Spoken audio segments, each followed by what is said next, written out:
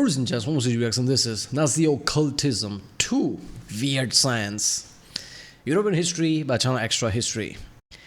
Okay, I saw the first part a few days ago. Check out the end card or link in the description if you didn't see that. But yeah, it's pretty weird, man, because okay, Nazi history is one of the most heard about, watched, and researched history there is, right? It's World War II history. But I never understood they were into this kind of a weird shit, right? Occultism, yeah. So there's a lot of things they believed. I kind of knew that, but I always assume they don't directly believe it that way, and they just exaggeration or something. I didn't know they believe in this kind of weird shit. So this is really surprising to me. And whenever you get introduced with something weird shit like this, you always assume okay, so how were they competent in the first place, where they dominated a lot of Europe in World War II? How are they competent at all if this is their thinking? But I don't know. I guess there's only 3 parts out now. I guess I have to watch the whole series, how it's go. But I don't know. It's going to be interesting. Let's watch it.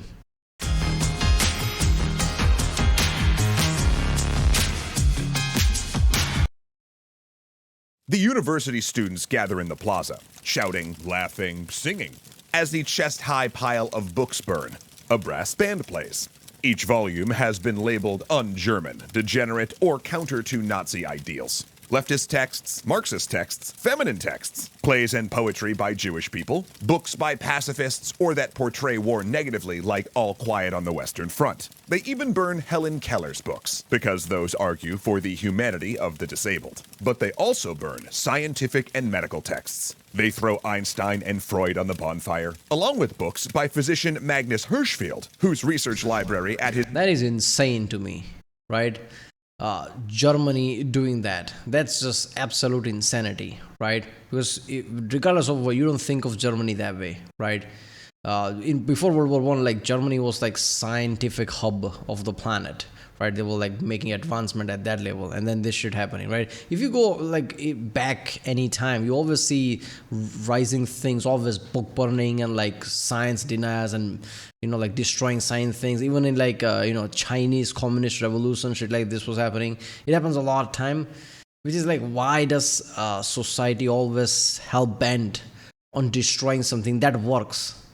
Science is the one thing that actually works. Whole idea of science is that I can do it, you can do it, anybody can do it. Just do it yourself if you don't believe it. You can't be more truer than that, right? But even people okay. And somebody told me in the comments Thule society would not trust Einstein because he was a Jew. And I'm yeah, I didn't thought of that. But yeah, that makes sense. His Institute for Sexual Research was the first ever burned. Mainstream science, the party believes, is too Jewish. The Nazis have their own science, you see. Science that is far more attuned to their beliefs. Weird science. Better science than Einstein, really? Really? Right? Obviously nobody would have the balls to say it back then, but, if I go back in time machine, everybody say first thing I would say before doing anything is really? You think you're better than Einstein? Right? Nobody today is better than Einstein. It's been 100 years. That's not really science at all.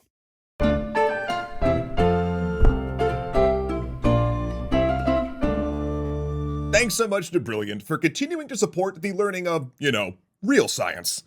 When we last left off, Hitler had just entered the orbit of the German Workers' Party, a right-wing working-class group formed by ex-Thule Society members. But he considered the party a bit of a joke, a committed atheist. He had little patience for the slipshod way it was run, and the absurd astrological and esoteric beliefs some of the members displayed. Scoffing at the Thule Society... I was about to say that Hitler literally swooped in thinking, what a bunch of morons. I'm gonna use them. Right, because everything he'd been through, right? I mean, he has a lot of evil plans, but he just all the idiots talking about all this astrology stuff and god damn. As a tea club. Of course, that didn't mean he rejected their nationalism, anti-Semitism, and folkish ideas. In fact, his first notable act at a party meeting was to deliver a passionate and electrifying speech about the importance of uniting his native Austria and Germany into a greater political ethnic entity. and within the next few years, he rose in prominence, dispatching leadership rivals and centering more of the party's operations and goals around himself. Where have I seen that tactic recently? I don't know. Anyway, yet in that time, when he ditched so many early aspects of the party and reinvented it, he never cleaned house on the occultists and astrologers who'd staffed its early membership. On the contrary, the party actually sponsored solstice festivals in 1920 and 1921, dedicated to Baldur the sun god and his son, Siegfried. The party newspaper ran articles claiming the cries of the Weimar Republic were foretold in Scandinavian sagas, and the newspaper's rhetoric increasingly spoke of communists as demons and Jews as vampires, trading on supernatural imagery. It intentionally courted and attracted the Ariosophists, adopting their eugenic tenets of protecting the Aryan race by banning interracial marriage, engaging in selective breeding, and eliminating or... See, the problem with that is like whenever nationalism rises up like that and uses tools, supernatural thing, mythology, religion, in their favor, you basically needs to get worried, right? And that happens a lot, right? And I don't want to make comparison anywhere, but that happens today as well, right? People claim religion their side and talks about how this just fits perfectly with our religions or whatever, like this is supposed to happen, like God is doing this and all that. That is dangerous, regardless, even if you're like, oh, maybe you're exaggerating. It's harmless. It's never harmless, right? Okay, maybe you get lucky and that will lead to nothing. You got lucky, but this is like, it's like slow fire rising, right? Everybody didn't believe anything about Hitler earlier. They knew that this is happening. They're like, probably nothing's going to happen. Weimar Republic, where they're going to go from there? It's like, they suck. What are they going to do? Yeah, World War II is what they're going to do. Or sterilizing racial or religious minorities and those with different bodies. All of this with the goal to create pure blood, which was really more of a spiritual concept than a scientific one, related to theorists who claimed humans were part animal, part angel, and that Nordic people had a greater proportion of angelic heritage, or else were part of a vanished alien super race from Atlantis. Now, stopping for a second, if this all sounds a little sci-fi fantasy to you, there's actually a very good reason for that. See, Weimar Germany was awash in what we'd now refer to as pulp fantasy and science fiction, much of it involving tales of blonde Germanic supermen battling enemies clearly coded as leftist and Jewish, some of which took place in the ancient past, some in space. And as the party grew, it subsumed many of those writers into its propaganda machine, utilizing their sci-fi and horror talents into helping craft the image of the Nazi party and its foes. Granted, while many top... Yeah, that is what I was saying. As soon as Hitler walked there and he just saw this, he's like, noise. That's the first word he probably uttered, because he could realize suddenly what tools he has to use, right? If you control the masses anyway, right? Mythologies, religions, and use of things like that works. There you go. Top-level leaders in the party, like Heinrich Himmler and Rudolf Hess, were very into occultism and astrology. Overall, Hitler wasn't terribly interested in that stuff, despite regularly calling on tradition and the values of an imaginary past. Again, he was an atheist and considered himself a modernist who was more interested in science, or rather, things that, appeared science-y. See, he wanted the appearance of harnessing cutting-edge technology, but in truth largely rejected mainstream science. Because Nazi ideology held that science and academia was tainted by Jewish experts, Nazis instead rested on an alternate structure of pseudo-science and what have been called border sciences. How? Things that used... How? That's what I'm thinking. How? Every time I see Nazi history, World War II history, Germany always has this you always think that Germany is thinking one step ahead with their technology in battlefield. If they reject science, how'd that happen? If they reject all German scientists, who did that, right? Everything you can see in World War II, like they're bringing better tanks, better this, better that, right? Germany was the first one to shooting through propellers for the jet planes and fighter planes and things like that, right? Not jet planes, fighter planes, right? So all this is science and technology. Right? How are they doing that if they just rely on pseudoscience and not believing that? How is Hitler signing off on that? Right? I could think of maybe he's pretending to be this pseudoscientist guy, while in the end of the day, he just see what he sees, right? You need to be somewhat scientifically literate if you're going to be successful at that level. So this is the problem. How were they even whatever they were without this? The vocabulary of science, and that adherents claimed would be proven, but were in no way evidence-based. A great example is world ice theory that we mentioned last episode. The belief that the Earth had ice moons orbiting it in the past, and these had eventually smashed into the planet, triggering different epochs. As late as 1942, Hitler gave an interview personally endorsing the idea, going on to say that legends of cosmic cataclysm, such as Atlantis or Norse tales of gods battling ice giants, are only explicable if a disaster had destroyed an ancient culture with, quote, a high degree of human civilization. But this went far beyond world ice theory. The Nazis endorsed and even researched techniques such as dowsing, astrology, and homeopathy. In fact, many of these border sciences interacted with health, since along with science, they rejected mainstream medicine as well. This included stuff as wacky as magnetic therapy and spirit diagnosis, but also fairly reasonable practices like organic farming, anti-smoking campaigns, and vegetarianism. Yeah, Hitler's famous vegetarianism, this is where that comes from. They also threw money at researching techniques called esoteric farming. This was a precursor of organic farming created by the German theosophist Rudolf Steiner, who ironically fled Germany in fear of Hitler. Now, while esoteric farming included many aspects we'd recognize today, like refusing to use pesticides, it also suggested things like assisting plant growth with astrology, and advised burying a ram's horn stuffed with quartz crystal in the soil. In fact, remember how we talked last week about how folkish thinkers imagined a past where German peasants were mystically connected to their land? Well, Nazi thinkers actually fantasized about eventually recreating those communities and using esoteric farming techniques on land they'd conquered. But ultimately, the Nazis disliked and distrusted real science. Yeah, you smell your fart so much, it's like, I don't even know what to say about this. Okay, look, man, scientists would not discard anything. Let's say you believe all those crystal and shit. Fine, let's do science. Do that. Did that grant you any result? Placebo trials. Do that for like one part, another part don't use crystals. Do you see any difference? Not that then that thing is bullshit. Basic science. Right? Science isn't something. Science isn't for scientists. Science isn't something you can put in a shelf or have a category. Everything is science. Science is just word for knowledge of everything. Right? So everything is science, basically, right? If God himself, God him or herself, whatever, walks down on earth, right?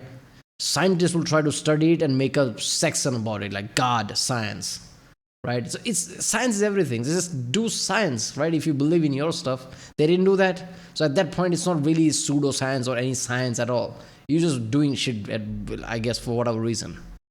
Because it was based on the scientific method, a structure that when used properly does not conform to an ideological bias. University students, professors, and even many doctors were distrusted as secret communists since many of these sectors had opposed the rise of fascism. Similarly, the Nazis drove out prominent Jewish and leftist academics, creating a brain drain that ensured the country's scientific strength was severely weakened. This had a particularly disastrous impact on German physics, since several prominent physicists like Albert Einstein and Max Born were Jewish. Ironically, the flight of German physicists would ensure that Nazi nuclear research lagged behind the Allies and most.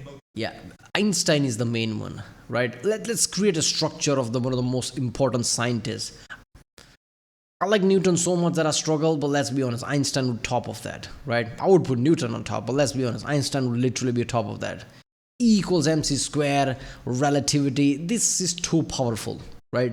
All of this is way too powerful. It simplified everything in a way that it was really hard to do before. E equals mc square, like energy and mass is the same thing, kind of like solved a lot of problems and simplify a lot of things, and it is true, right? You can do that anywhere, and like, you know, Einstein in physics and Einstein's science gets proven every single time, even 100 years today, right? He's like, what is it, like, two black holes colliding, creating this kind of like a wave, right, in space-time continuum. That was discovered just, I don't know, a few years ago or something, 100 years after when Einstein said it would happen. This is insanity, right? And they're like, oh, throw away Einstein. Really? Mostly focused on reactors for generating power. However, border sciences, like world ice theory, were more malleable, easier to bring inside the fold, but still seeming in the moment enough to give a gloss of modernism. Remember, Hitler desperately wanted his regime to be seen as modern, and he was well aware that his anti-Semitic policies appeared medieval. Religious persecution, laws against intermarriage, and ghettos had quite literally been practiced for centuries in Central Europe, and internationally, they were called out as such. As a result, when trying to define Jewishness legally ahead of the Nuremberg laws, Hitler was desperate to find a standard other than religious practice that would separate Jews from Aryans. And he couldn't find one. From blood tests to facial measurements, it quickly became clear that there was no way you could just throw a measuring tape around someone's skull and tell biologically if they had Jewish heritage. He finally had to give up and simply make the test. Do you, or did any of your ancestors, practice the Jewish religion? And that, more than anything, exposes how Nazi radical ideology rested on pseudo-science, and what is at the bottom is really a supernatural belief rather than a scientific one. Well, that and how— Hold up there. Wouldn't German ancestors themselves either would have been Christian or Jewish at one point? Right? Like somebody comment, I'm really confused about that, right? Judaism where Christianity comes from, and Islam after that, right? So there must be roots there with most of the Germans. Like they probably gonna have root with like Judaism and Christianity, right? I don't know. How originally the Nazis spoke about Japan as part of the, quote, Asian horde that were trying to take over the world, but then when an alliance looked appealing, their propagandist explained that, oh, well, this is so fucked up. And they're like, okay, I guess we'll ally with Japan. I see no one else. And Japan is like, fine. Let's be honest, that was no love relationship, right? Everybody knows that they're like kind of like tolerating each other because they have to type away. Actually, the Japanese are like the Aryans of East Asia and are totally part of the higher races as well. Yeah, that one caused some whiplash even among the most indoctrinated Nazis. And the reason pop culture— Imagine Hitler giving his speech with his strong, angry tone and everything. And people suddenly in German start to say bullshit and just gets angry about, shut up, everybody shut up. I know what I'm doing, shut up. Thinks of Nazi Germany as an era of not just science, but super science, is that their propagandists were so good at choosing projects that would impress and intimidate. The V-2 rocket, the battleship Bismarck, the first jet used in combat. Many of these were termed— This is science, V-2 rocket. He used Newton's science, Newton's physics to do that. Right? Submarines, the hell. Wonder weapons, stuff pulled directly from science fiction, which newspapers and radio broadcasts touted as being able to turn the tide of the war. Of course they couldn't. The Bismarck sank on its maiden voyage. V-2s were random unguided weapons that terrified civilians but had near zero military utility. And the Me-262 jet? Well, America also had jets, but they weren't destined. But it was from science, not pseudoscience or whatever the fuck they are pushing. Right? This is what stuns me. Like, this is from proper science. And they say like, oh, scientists all suck, throw Einstein and everyone. What was that then?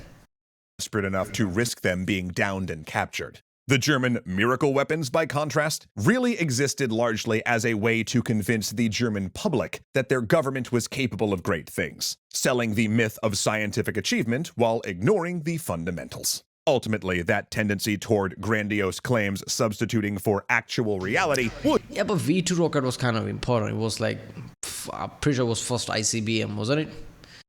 I'm confused. No, that's probably was first ICBM. From there, like rockets developed, like, I'm pretty sure that was the first one, first ICBM.